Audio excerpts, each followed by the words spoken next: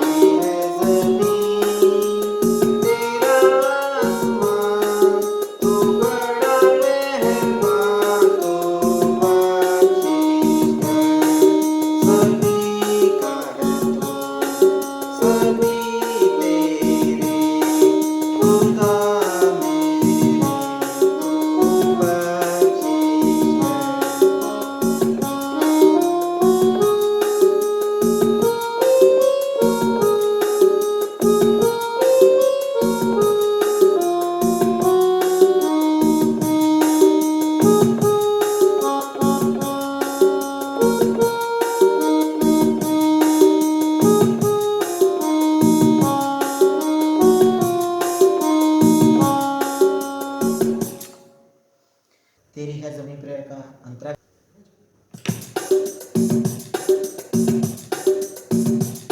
तेरी मर्जी से है मालिक हम इस दुनिया में आए हैं।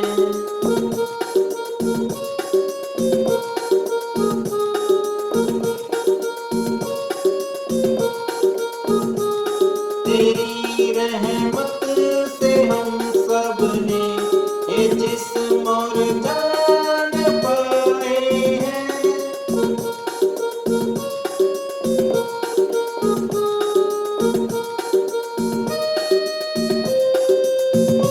तू अपनी नजर हम पर रखना,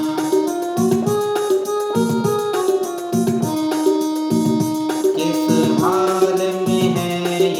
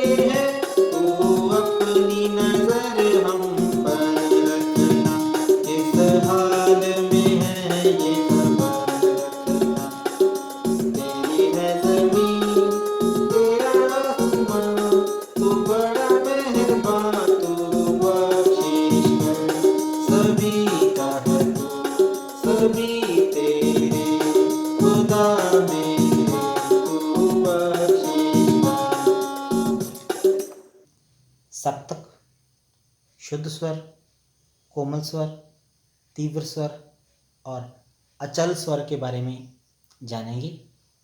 किसी भी राग में किसी भी गीत को, किसी भी कविता को धुन में लाने के लिए, उसकी कॉम्पोजिशन बनाने के लिए शुद्ध, कोमल, तीव्र और अचल स्वरों की जानकारी होना बहुत ही ज़रूरी है। सबसे पहले सप्तक। 12 स्वरों के समूह को सप्तक कहते हैं। यहाँ से यहाँ तक ये एक सप्तक है। 12 स्वरों के समूह को सप्तक कहते हैं। जैसे कि अगर आप यहाँ से काउंट करते हैं 1 2 3 4 5 6 7 8 9 10 11 12, 12 स्वरों के समूह को सप्तक कहा जाता है। इसमें 7 स्वर शुद्ध होते हैं। सा, रे, गा, मा, पा, धा, नी, सा। सप्तक 3 तरह के होते हैं। मंद्र सप्तक यानी कि लो ऑक्टेव, मध्य सप्तक यानी कि मीडियम ऑक्टेव और तार सप्तक यानी कि हाई ऑक्टेव। और हर ऑक्टेव में, हर सप्तक में 12 स्वर ही होते हैं। उसके बाद आते हैं शुद्ध स्वर। बिलावल थाट के 7 स्वरों को शुद्ध स्वर कहा जाता है। हम संगीत का आरंभिक अभ्यास यानी कि बेसिक प्रैक्टिस इन 7 स्वरों पे ही करते हैं। सा, रे, गा, मा, पा, धा, नी, ये 7 स्वर शुद्ध हैं। उसके बाद सा दोबारा आ जाता है। उसके बाद आ जाते हैं कोमल स्वर। वो स्वर जिनकी आवाज़ शुद्ध स्वरों से कम होती है यानी कि लो होती है, उन्हें कोमल स्वर कहा जाता है। जिस तरह से सा, रे, इस रे से इसकी आवाज़ कम है तो ये कोमल रे है। उसके बाद आता है सा, रे, गा, इस गा से इसकी आवाज़ कम है तो ये कोमल गा है। उसके बाद मा, पा, धा, इस धा से इसकी आवाज़ कम है तो ये कोमल धा है। उसके बाद पा, धा, नी, इस नी से इसकी आवाज़ कम है तो ये कोमल नी है। कोमल स्वर 4 होते हैं। उसके बाद तीव्र स्वर। जिन स्वरों की आवाज़ शुद्ध स्वरों से ज़्यादा होती है यानी कि शार्प होती है तो उन्हें तीव्र स्वर कहा जाता है। जिस तरह से रे, गा, धा, नी कोमल स्वर हैं। उसके बाद रह जाता है माँ, तो ये माँ है। गा के बाद सीधा माँ है। गा और माँ के बीच में कोई स्वर नहीं है, लेकिन माँ और पा के बीच में एक स्वर है तो इस माँ से इसकी आवाज़ ज़्यादा है तो ये माँ तीव्र है। तीव्र स्वर सिर्फ एक होता है, वो होता है माँ। उसके बाद आते हैं अचल स्वर। वो स्वर जो हमेशा शुद्ध रहते हैं, जिनका ना तो कोमल स्वर होता है ना ही तीव्र स्वर होता है, उन्हें अचल स्वर कहा जाता है। जो स्वर अपनी जगह से नहीं हिलते उन्हें अचल स्वर कहा जाता है। जिस तरह से सा और पा, इनका ना तो कोमल स्वर होता है ना ही तीव्र स्वर होता है तो इनको अचल स्वर कहा जाता है। ये 2 हैं, सा और पा। जब हम पूरी सरगम के बारे में लिखते हैं तो हम सा, रे, गा, मा, पा, धा, नी लिखते हैं, लेकिन जब हम 1 या 2 स्वरों के बारे में लिखेंगे तो हम स्वरों के पूरे नाम लिखते हैं। स्वरों के पूरे नाम हैं षड्ज सा, ऋषभ रे, गंधार गा, मध्यम मा, पंचम पा, धैवत धा, निषाद नी। ये स्वरों के पूरे नाम हैं। अब अगर हम सिर्फ रे के बारे में लिखेंगे तो वहाँ पे हम रे की जगह पे ऋषभ लिखेंगे।